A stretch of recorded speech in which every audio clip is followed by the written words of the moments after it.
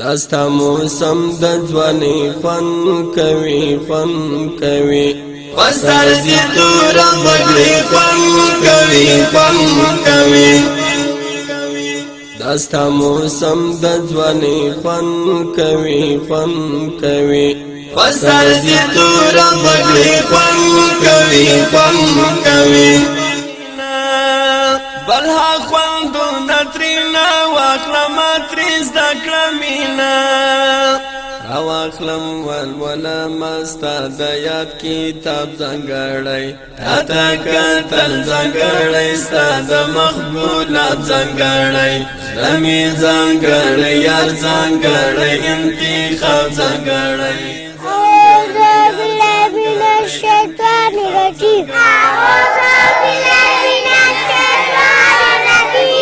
بسم الله الرحمن الرحيم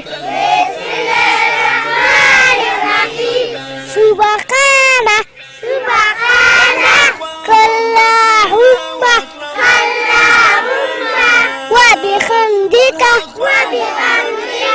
وتبارك اسمك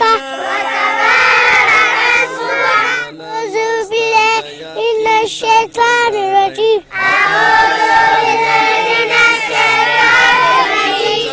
بسم الله الرحمن الرحيم الحمد لله زنگڑی تاتا کتل زنگڑی ستاد مخبولات زنگڑی اللهم وبحمدك وتبارك اسمك وتعالى جدك ولا إله غيرك أعوذ بالله من الشيطان الرجيم بسم الله الرحمن الرحیم د المقدس خیره بنسټ قدرمنو لیدونکو السلام علیکم ورحمت الله وبرکاتو. درنو ملګرو، بهتره تاسو ته معلومه ده چې د المقدس خیره بنسټ کوم غړي چې دي، کوم رضاکاران چې دي، هغوی هر هغه ځای ته ځي چېرته چې مشکل وي، چېرته چې ضرورت وي، که هغه د غرباو وي، که هغه د یتیمانانو وي. نن د ګړوکو د کریې مدرسه قاسمیه په نوم دغه مدرسه ده، دې ته راغلي وو درنو ملګرو. مولوي صاحب محترم چې زما تر څنګ ولاړ دی، تاسو یې بهتره پیژنئ چې یو دیني عالم دی، یو غټ عالم دی، او دی دا غواړي چې دغه علم په ځای ولګي، یو څه ګټه ورنه خلک پورته کړي، ځکه عالمان شمې دي او باید هر کور ته یې رڼا ورسېږي. نو نن د مولوي صاحب خواته راغلو. مولوي صاحب په دغه ځای کې یو پروګرام د مدرسې شروع کړی و، تقریبا 6 میاشتې مخکې. ډېری ملګرو ورسره مرستې کړي دي، یو څه ناڅه دیوالونه او تعمیر د چاردیوارۍ سیستم یې جوړ دی، ډکون یې هم شوی، تر څنګ یو غټ کویه هم دلته شته. خو بدبختانه چې حالات دلته را خرابه شو، کرنتین شو، د خلکو کاروبار یو څه ګډوډ شو. نو اوس یې کار په ځای باندې ولاړ دی او د مدرسې دیوالونه چې دي هغه نیمګړي پاتې دي، نور کارونه نیمګړي پاتې دي. نو د دې په اړه مولوي صاحب محترم یو څه لنډ پیغام لري، تاسو د شتمنو وروڼو نه یو څه غوښتنه کوي. نحمده ونصلي على رسوله الكريم أما بعد فأعوذ بالله من الشيطان الرجيم بسم الله الرحمن الرحيم تعاونوا على البر والتقوى ولا تعاونوا على الإثم والعدوان وقال رسول الله صلى الله عليه وسلم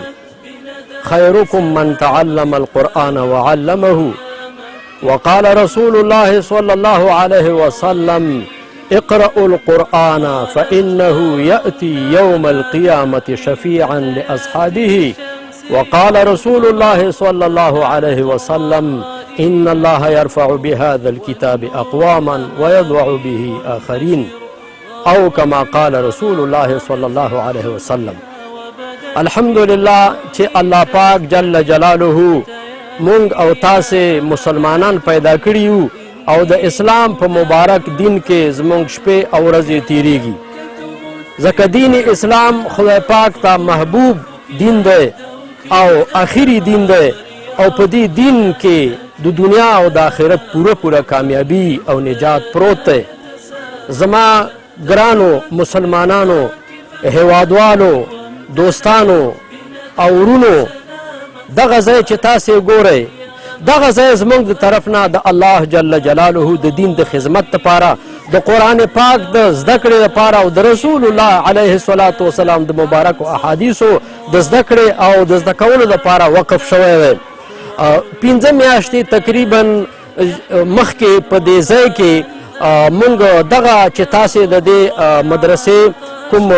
آبادي ولیده بعضې دوستانو او ملګرو مونږ سره په دې کې تعاون کړی الله پاک جل جلاله یې د هغوی دغه عمل قبول کړي دغه صدقه دی الله پاک ورنه قبوله کړي خو دا حالات او شرایط داسې راغله چې یو خو دا علاقه بالکل پاسمانده علاقه ده او ډېره غریبه او فقیره علاقه ده او دلته د خلکو معیشت موجوده حالاتو کې ډېر زیات چې دی که نه کمزوری شوی وی هغه ملګرو چې موږ سره وعدې کړې وې نو اوس هم چاته خوله هم نه جوړېږي چې موږ ورته ویو الله جل جلاله دا د خلکو معیشت بیرته وغوړوي الله پاک د خلکو کاروبار درست او ښایسته که زما د ټولو هیوادوالو نه هغه که په داخل کې دي هغه که بهر کې دي د هغوی نه دا خواست دی دا درخواست دی او دا هیله ده چې د دې مدرسې په احیا کې او د دې مدرسې په رغونه کې د دې مدرسې په تعمیر کې او د دې مدرسې په جوړولو کې موږ سره د زړونو کومې برخه واخلي او دغه خپل هیوادوال دغه ځورېدلي او کړېدلی ولس دغه ماشومان او دغه غریب بچي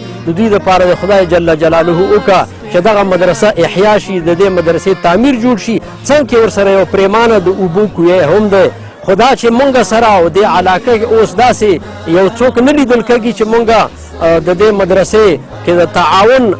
خواهش ورنه وکړو او بیا هم ټولو دوستانو ته ټولو مسلمانانو نه زموږ دا خواهش دی او دا هیله ده چې د دې مدرسې په احیا کې د دې مدرسې په جوړولو کې موږ سره مرسته وکړه ما چې کوم آیاتونه مبارکه ولوستو الله جل شانه په دې آیاتونو کې فرمایي وتعاونوا على البر والتقوى ولا تعاونوا على الاثم والعدوان اے مسلمانانو تاسې په خپلو منځونو کې د یو بل سره تعاون وکړئ مرسته وکړئ په نیکو نیکیو په کارونو کې او د تقوا او د پرهیزګارۍ په کارونو کې ولا تعاونوا على الاثم والعدوان او تاسې یو بل سره مرسته او تعاون مه کوئ په ګناهونو کې او په ظلم کې نو دا مبارک آیت مونږ او تاسې له دا دعوت راکوي زمونږ او ستاسې الله جل جلاله مونږ او تاسې له دا دعوت راکوي چې تاسو په نیکو کارونو کې د یو بل سره مرسته وکړئ ځکه دا نیک کارونه یې زمونږ دا د وسه کې ده چې دغه ځمکه وه دا د خدای ځمکه ده زمونږ ځمکه نه ده بس هسې مجازي دنیا ده او مجازي زندګي ده او ټوله امتحاني دنیا دوستانو الله پاک دې مونږ تاسو پې کامیاب کا اوس موجوده چې دي مونږ سره تقریبا 80 پورې جینکۍ او داسې 100 پورې ماشومان مونږ سره په دې مدرسه کې دي او ان شاء الله العظیم راتلونکي کې به دا تعداد چې دی که نه دا به زیاتېږي هغې ته به مونږ ان شاء الله چې بیا خپل ترتیب او طریقه چې دا به جوړو نو دوستانو او ملګرو نه دا خواهش دی چې د دې مدرسه کې مونږ سره تعاون وکاندې بهر کې هیوادوال هغوی ته زمونږ ډېره دغه ده خواهش دی د هغوی نه ځکه دلته د خلکو اقتصاد دلته د خلکو معیشت موجوده حالاتو کې ډېر زیات چې دی که نه د تنزل په حالت کې الله نه به دعا غواړو چې الله پاک دلته د هیوادوالو معیشت او زندگی هم ښایسته که بهر کې چې کوم دوستان دي او په دې مدرسې کې مونږ سره څوک مرسته کاندې دا د الله وعده ده چې د انسان مال دا د خدای د طرف نه یو امانت دی د انسان جان ځان دا د الله د طرف نه امانت دی نو دا امانت که په ځای باندې ولګي نو الله پاک د دې وعده کړې ده چې څوک خپل مال او خپل ځان د خدای په دین باندې لګوي الله جل شانه یو په لسه باندې یو په لکه باندې بلکې اجر عظیم وعده الله تعالی کړې ده نو ما چې کوم مبارک آیاتونه ولوسته د دې کې دعوت دی ټولو مسلمانانو ته چې د زړونو کومې په دې مدرسه کې مونږ سره تعاون وکړو او مرسته وکاندې او الله جل شانه د دې صفت کړی پیغمبر علیه الصلاة والسلام فرمایي تاسې کې بهتر هغه کس دی چې قرآن زده کوي نورو ته یې ښایي الله پیغمبر فرمایي چې ډېر قومونه الله تعالی د دې قرآن په عزت سره د دې په احترام سره پورته کړي دي او ډېر قومونه الله تعالی ذلیله کړي دي نو دا قرآن پاک عظیمه معجزه ده عظیم کتاب دی د دې د احیا لپاره د دې د نشر او اشاعت لپاره مونږ او تاسې ټول سره شریک یو د چا به د ژبې استعمال د وسه کېږي د چا به د لاسونو استعمال د وسه کېږي د چا به د خپل مال د 100 روپیو استعمال د وسه کېږي د چا به یو دعوت ته وسه کېږي چا چې په دې برخه کې هر قسم تعاون وکړو دا لیکلی کېږي او د قیامت په ورځ به د دې مونږ او تاسې له اجر راکولی کېږي درنو ملګرو د مولوي صاحب محترم خبرې تاسې واورېدې او مولوي صاحب محترم یوه هغه بله شمه ده چې واقعا ډېر علم شکر الحمدلله لري، خو اوس وخت کې خبره دا ده چې باید د ده علم په ځای ولګي، ځکه چې دغلته یې شروع کړې، تاسې یې خبرې واورېدې او هر څه مو په سترګو ولیدل. ګورئ موږ او تاسې څومره په فضلو شیانو باندې پیسې مصرفوو، اوږده کلي جوړ کړو بیا ورنه روان یو، هېڅ ګټه یې راته ونه رسي. باید خپلې شتمنۍ خپل مصرفونه په دغسې ځایونو کې وکړو، ځکه موږ به هغې دنیا ته د ځان سره څه وړو. نو مولوي صاحب په خبرو کې وویل که د چا د هر څه وسه شي، زموږ دغه وسه وه چې د مولوي صاحب محترم غږ مو تر تاسې ورسوو. که ستاسې د چا د پیسو وسه وي، د قرآن مجیدونو وسه وي، د دریو وسه وي، که نوره وسه مو نه وي، دغه ویډیو شیر کړئ، شتمنو سره یې شریکه کړئ. ستاسو په یو شیر باندې که چېرته چا مرسته وکړه، تاسې ورسره ثواب کې پوره شریک شوئ. نو خپلې مرستې د دغسې خلکو لپاره زموږ سره جاري وساتئ. یخنو لړزېدمه دله د ګریوان له لاسه، په خوله کې مې د ژبه اسویلونه